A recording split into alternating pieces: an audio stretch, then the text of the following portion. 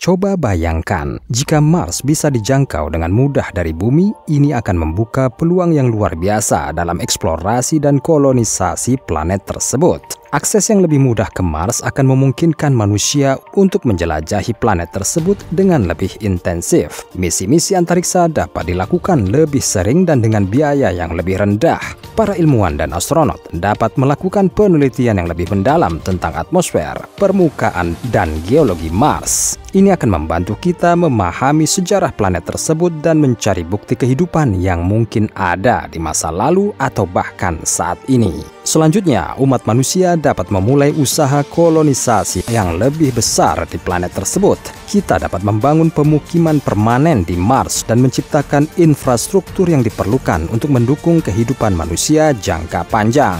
Kolonisasi Mars bisa menjadi langkah pertama dalam menjadikan manusia sebagai spesies antarplanetaris. Karena Mars memiliki sumber daya alam yang berpotensi seperti air es di kutubnya dan mineral di tanahnya, kita dapat mengembangkan teknologi dan metode untuk mengekstraksi dan memanfaatkan sumber daya ini. Misalnya, air dapat dimurnikan menjadi air minum dan diubah menjadi oksigen dan hidrogen untuk pemakaian ruang angkasa. Pengembangan sumber daya ini juga dapat membantu memenuhi kebutuhan pemukiman manusia di Mars. Akses yang mudah ke Mars juga dapat membuka peluang perdagangan antar planet. Barang-barang dan sumber daya yang dihasilkan di Mars dapat dijual atau ditukar dengan barang dari bumi. Ini dapat menciptakan ekonomi baru yang melibatkan planet-planet lain dalam tata surya. Selain itu, Mars akan menjadi tempat yang ideal untuk mengamati tata surya dari jarak dekat.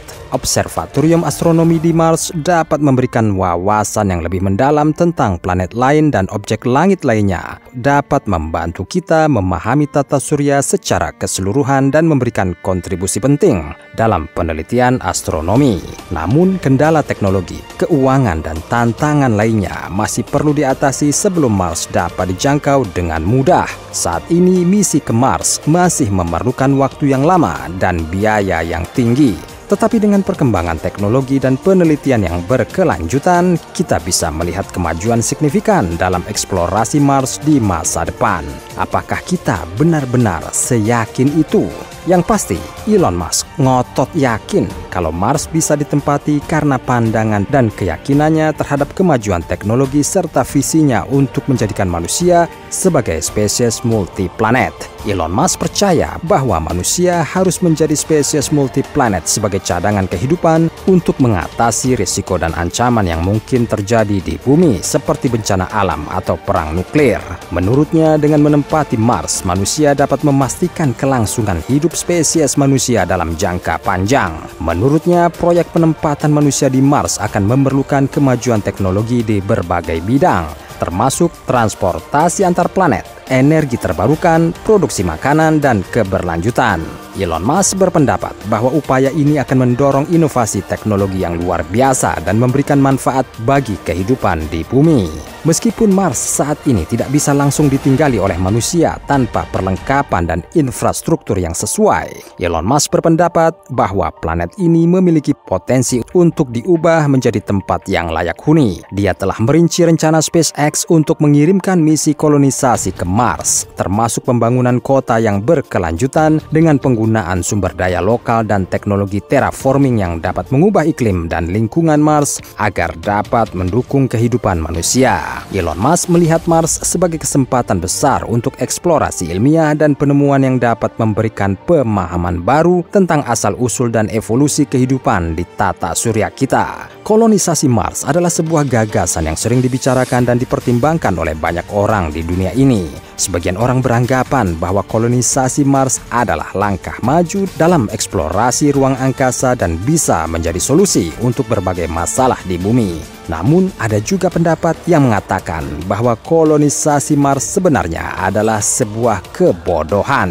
Pertama, biaya kolonisasi Mars sangatlah besar. Memindahkan manusia dan sumber daya yang diperlukan ke Mars akan membutuhkan biaya triliunan dolar. Anggaran tersebut bisa digunakan untuk menyelesaikan banyak masalah di bumi seperti kelaparan, kemiskinan, dan perubahan iklim. Menggunakan dana yang begitu besar untuk kolonisasi Mars adalah tidak efisien dan seharusnya dialokasikan untuk kepentingan lebih mendesak di bumi.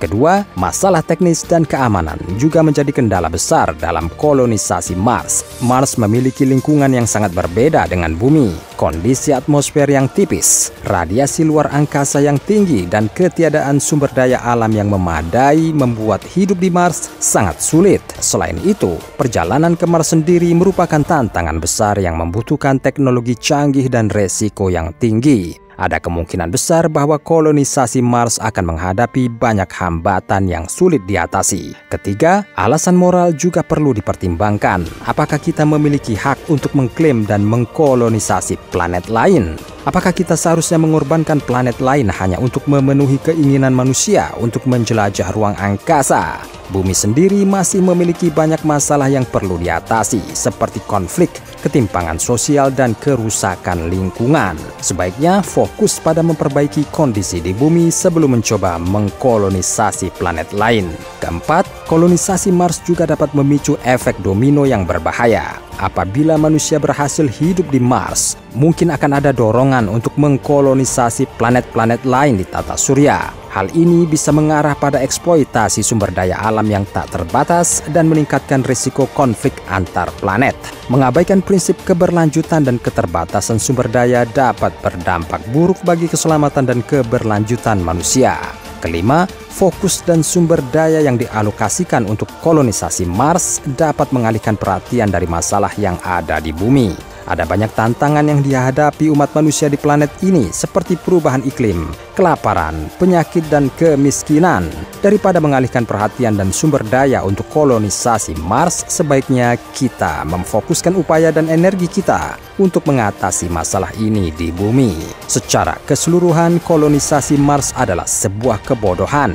Penting untuk menjalankan diskusi terbuka dan debat mengenai penjajahan Mars dan eksplorasi ruang angkasa secara keseluruhan. Melibatkan masyarakat, ilmuwan, etika, dan pemimpin politik dalam pembahasan ini dapat membantu mencapai pemahaman yang lebih baik dan mengambil keputusan yang tercerahkan mengenai arah yang harus diambil. Sikap terhadap kolonisasi Mars dapat beragam tergantung pada pandangan dan nilai-nilai individu.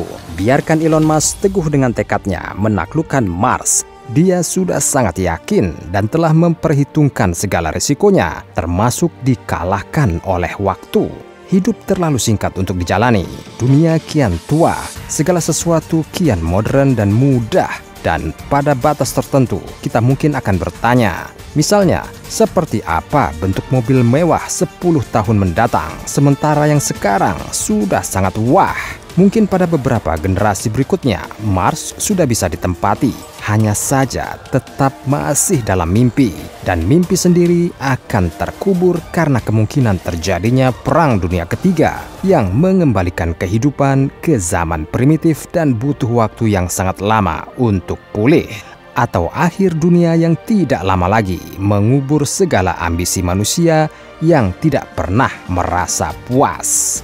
Semoga Elon Musk yang kuat mental ini tidak gila. Apakah pendapat ini terlalu berlebihan dan terkesan pesimis? Kalau begitu, tulislah pendapatmu sendiri di komentar.